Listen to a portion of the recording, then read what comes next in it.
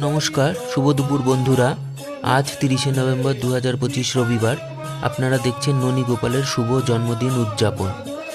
প্রতি বছরের ন্যায় ননী গোপালের শুভ জন্মদিনের আয়োজন করেছেন শ্রীযুক্ত সুব্রত সাহা ও শ্রীমতী শিল্পী সাহা তাদের কেওড়াপুকুর রথগলি কলকাতা 82 স্থিত অ্যাপার্টমেন্টে। ভক্তবৃন্দেরা প্রভুর নাম গানে মগ্ন। ভোগ আরতি কীর্তন চলছে।